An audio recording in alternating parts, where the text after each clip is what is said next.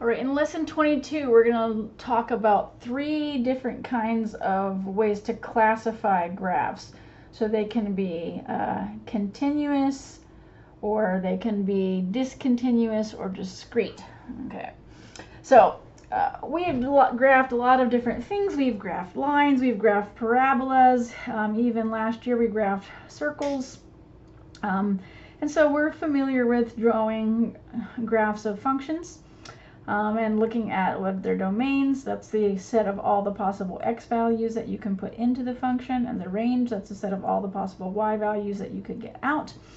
And now we're going to look at how we can classify them. So when we've looked at various kinds of graphs, we haven't done too many of the ones with jumps, but we have done some with asymptotes.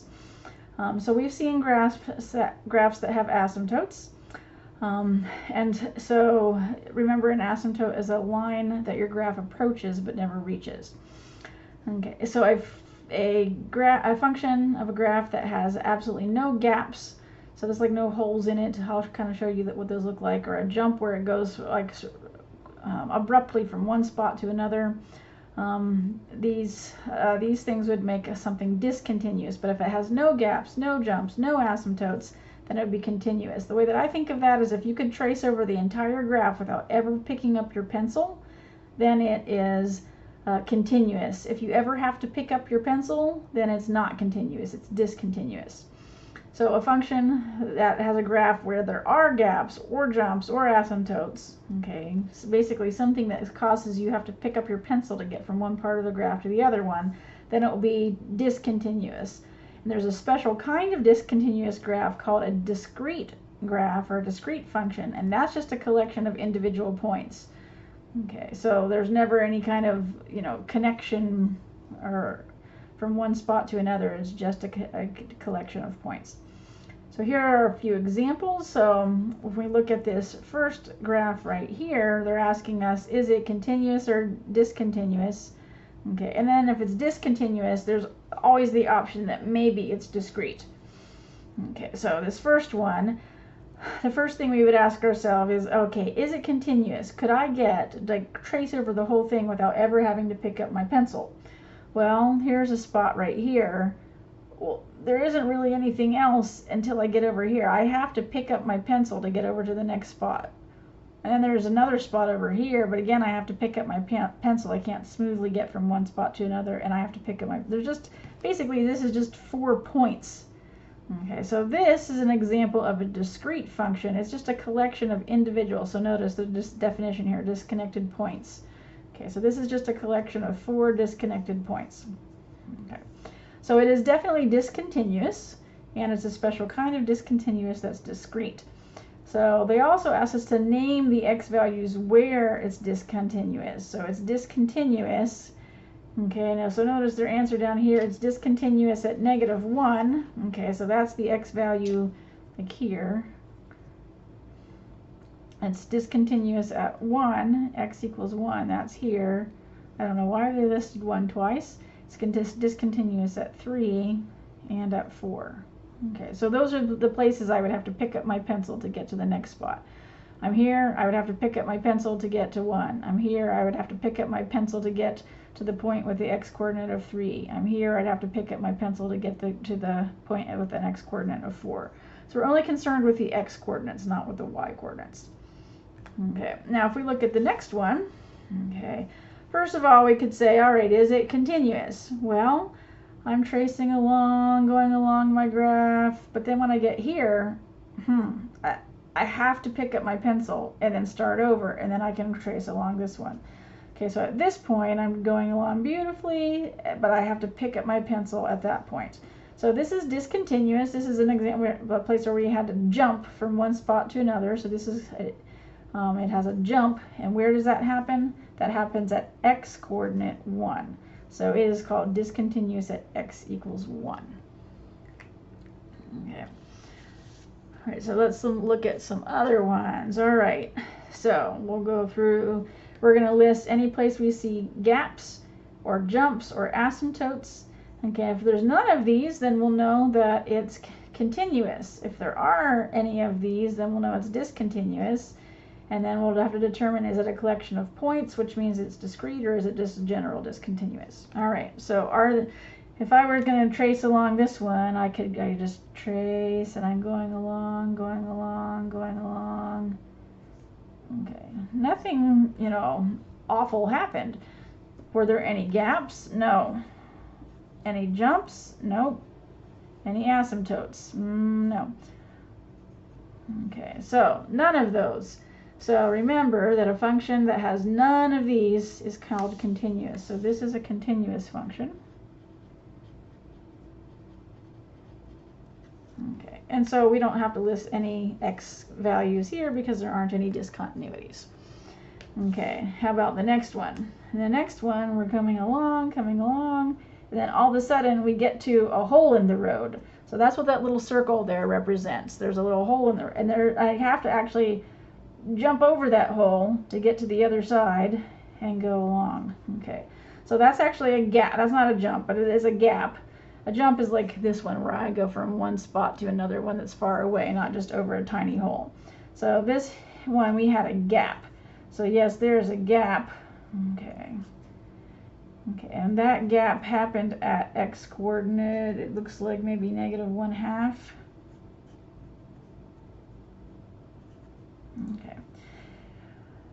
And then, so let's see, I was going along, and imagine I just keep going up like this, and I'm like, now, but the only way for me to get back on the graph is to kind of pick up my pencil and then come back this way and come down here, right? So to get from this part of the graph to this part of the graph, I had to pick up my pencil.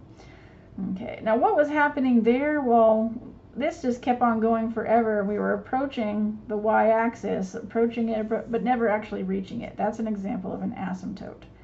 Okay, where we're approaching this line, which for us, this line happens to be the y-axis.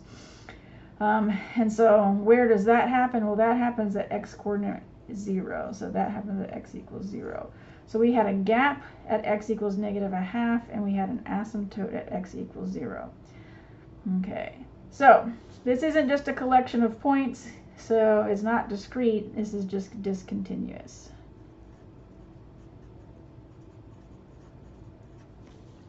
Okay, let's move on to the next one.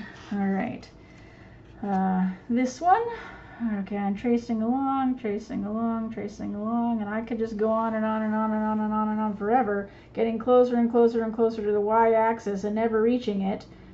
If I ever wanted to get to the rest of my graph, I'd have to just pick up my pencil and come back over here, okay, and continue. All right, so we do have an asymptote.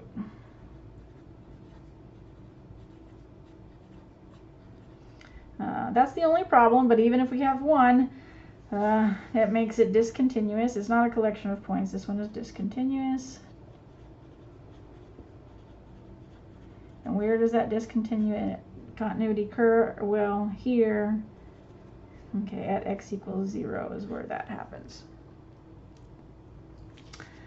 Okay, this next one, okay, I start here, and if I want to get to a new place, I gotta jump over here, and then I gotta go over here, and then I gotta get over here. This is just a collection of 4 points. It's certainly discontinuous, but this is a special one.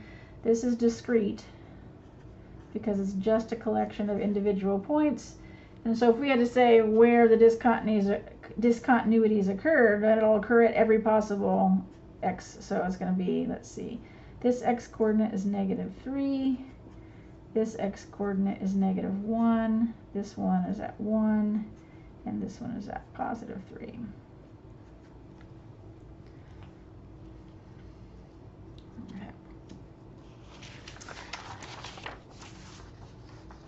Okay, now you recall that if I want to figure out if something is a function or not, I can use the vertical line test. So the vertical line test says that if I take any vertical line and it only ever intersects the graph in at most one point, then it will pass the vertical line test and it will be a function.